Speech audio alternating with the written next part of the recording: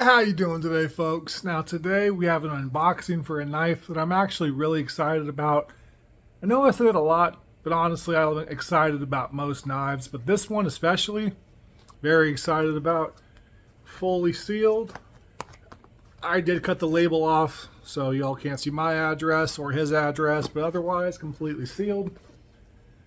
Today's unboxing knife is going to be the CKF Evo 3.0. Love this knife. Let's see if I can avoid stabbing myself this time. Ooh, this shit is so smooth. Ah, I say that as I fuck it up. Alright. Oh, it got layers on it. Very solid packing job. Good shit. Ah. Alright, I'm gonna try tearing this. I'm failing. So we have this. I have no idea what this is because we didn't agree to anything besides the knife. Fisher Space Pen, looks like. That's okay. It's pretty interesting. Nice all black. Kind of like a zirconium looking thing. I'm sure it's not, but pretty cool. Nifty. I'll probably give that to one of my nephews or something like that. I have a limited edition one in like gold leaf that I traded for forever ago. If I ever want to use a space pen, I'll use that one, but very cool little gift. Appreciate that, man. And here's the knife itself. Now, to be very, very clear, I do not like Greg Medford, but I do like Greg Medford's knives. And I think it is important to kind of like be able to discern the difference. For me personally, I don't buy any of his knives like direct from him or from consumers or whatever. It's all secondary market because it's my version of bypassing his bullshit. But, you know, to each his own. If you like him, awesome. If you don't, that's also awesome. Doesn't matter to me either way. But inside we have a little bit extra padding. Very cool. Got the clear little card. Looks like a patch and a sticker probably. Oh shit. An actual COA, because Medford's, I mean, I haven't bought a Medford in years, but normally speaking they don't contain shit like this, so I guess they upgraded their COA. That's awesome. Now this is a Midi Marauder, which is the smaller version of the Marauder, but also has like the thicker scales. So it is small, but fairly thick. Couple quick comparisons while I got these out here. Compared to a Evo 3.0, I think it's actually a little thinner than the Evo. I was expecting a much bigger knife, to be honest with you guys. We have... Oh, shit. Oops. Fuck that up. Here is against a Chris Reeve Knives Umnumzon.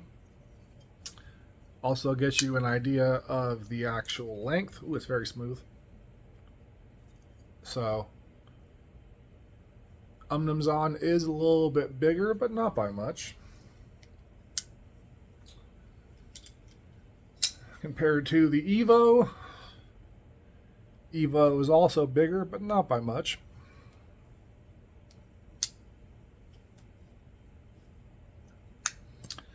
And a traditional Chris Reeve Knives Sebenza. Again, the Chris Reeve Knives Sebenza is a little bit bigger, but not by much. And again, surprisingly, I just thought this would be a much thicker knife overall. It's thicker than a Sebenza, but it's not like super thicker. I will say the blade stock is a lot thicker, but as far as the actual scales, really not that thick. So this is a contoured version. I guess you paid to have it contoured. But relatively plain Jane Midi Marauder, which I'm probably going to have my buddy Corey do a badass like laser engraving on, or maybe get sent over to Legacy Services if I like it. Not sure yet. It is very smooth. Can you flick it? Not really. Okay, you can with wrist. Maybe you can without wrist, but I'm not the best flicking anyways, so yeah, as far as I get. But as far as the slow roll, it does feel very, very good in hand. Got this absolutely gorgeous Tonto. I love Medford's Tonto knives. Normally I'm a big fan of drop point knives, but Medford, they just make a really, really badass looking Tonto. As far as the ergonomics, it feels decent in my hands. Again, it is a lot smaller than I thought it was going to be, so I feel my hands are kind of cramped. I have 2XL hands with, in particular, very wide palms and then little sausage fingers. So normally speaking, I like to kind of have my hands just sit loose to be able to really kind of spread them out. Like this, I mean, it fits. I don't have anything sticking off the edge, but it's very, very tight. It does feel really, really smooth, though. If you want a fidget knife or whatever, this is not going to be it. Chris Reeve knives over time will become kind of fidgety. You'll be able to break them in and like flick them out and everything else, as I failed for this one. But this, maybe it's just this one, but like when you're actually slow rolling it, you can feel like pressure the entire way, which gives it like this very kind of glassy feeling, which I personally really like. It's probably hard to translate that to the actual video, but it does just feel very, very smooth because there is that kind of like constant pressure and resistance. It's not like, honestly, like the Evo. You open this knife up and there's no resistance. It just feels like very easy, very clean. It's also why it drops down so easy, because once you disengage that lock, it just drops, which is cool. There's definitely a market for stuff like that. There's also a market for things like this. And I actually do really like the way that feels. It's very, purposeful. Now, I will say, as far as the disengagement, I don't know how to make this make sense, right? But when you're disengaging it, it feels almost cheap. Like, if you disengage a Sebenza, for example, like it feels substantial as you're actually being able to do it because you're like pushing it out and you can feel it moving. Same thing with the Evo. When you're disengaging it, you can feel it moving. There's a little bit of resistances there. This, and I don't quite know why, just it feels floaty. Like it shouldn't be that easy to disengage. I don't think there's any like lockup issues. Definitely seems pretty solid. I mean, actually, when you're really bearing down on it, if you can see that, the lock bar is moving. Will it disengage? Probably not. I would be kind of surprised if it did. Like, it has solid lockup. But it doesn't feel great. I mean, it could be worse. It could be like, with lock rock or whatever. Not lock rock, lock stick. Where you kind of got to fight it to get it open. But for the amount these knives cost, I don't know, man. I really, really don't. It just doesn't feel great. Ergonomically wise, this feels fantastic. Again, my fingers are a little cramped. I really thought this would be a bigger knife. I don't know why. Maybe I was just stupid. I just thought it would be like thicker overall, because like it's supposed to be like the Midi Marauder, right? Is the full size Marauder thickness, but like condensed down to be more EDC friendly. So I was like, okay, so I'll get the full size like thickness or whatever, but with a smaller like profile. But maybe I'm just remembering it wrong, but like I could have sworn, man, like I really, really could have sworn that the full-size Marauder was thicker than this. Maybe the blade stock is accurate, but like as far as the overall like fit in hand, it feels very insubstantial. And I'm one of those guys that I like a heavier knife. I don't really want the bug out or the narrows to where it weighs like 2 ounces or whatever. I want that genuine heft, because without it, it feels kind of cheap. I know it's not cheap, to be clear, but like That's what I like. That's why I like materials like brass and sometimes copper and big, thick titanium slabs or zirconium slabs because it adds a whole bunch of weight. This is actually a knife that I'm holding for a friend of mine, but I have a Sabenta 31 over at my buddy Justin David's that's going to have this entire thing as brass with a brass clip and everything else, or an inlaid clip that has brass in the inlay, because it's going to feel more substantial in hand. It's going to have that nice heft to it, and I love that heft, which is what I like about Medford knives, and this doesn't really have it. You know, I don't think it's a bad knife by any means. I think most people probably really, really like it because it is kind of that EDC Medford. Yeah, as far as dropping down, it's going. Little by little, we're getting there. Come on. Come on. I feel like I'm masturbating a ghost right now. Like Casper's getting happy looking at this. There we go. Finally clicked in. So it's not a drop shut knife at all. Could it be that way? Potentially over time, losing the pivot up or whatever. But this is an older Medford from what I understand. Not super old, anything like that, but is an older one. So if it was going to drop, it probably would have. But again, for me, I like the smoothness. Now, as far as the aesthetics of the knife, right? Again, we have a pretty plain titanium slab. Got the little finger grooves right there, so you wrap it around and it does feel pretty good. My fingers are fatter than these grooves are. So if you look at my fingers and the grooves, like that's not going to work for me. It's actually a really small groove. It'd be like a child holding a Medford. It probably would fit pretty well, but otherwise, no. Like my pinky's bigger than the groove. So it's definitely not a functional groove. It's more of like an aesthetic type of thing. But as far as the aesthetics, like again, the groove thing looks cool. It's not, practical, but it looks pretty cool. This one has been contoured on the secondary market from what I understand. But the contouring does feel really, really good. Most Medford knives are just plain flat titanium slabs, which look cool, but they suck in hand. Not all, to be clear, but most Medfords, the ergonomics are fucking horrible. Ergonomics on this are really good. So let's try really bearing down on it. Nice white knuckle grip.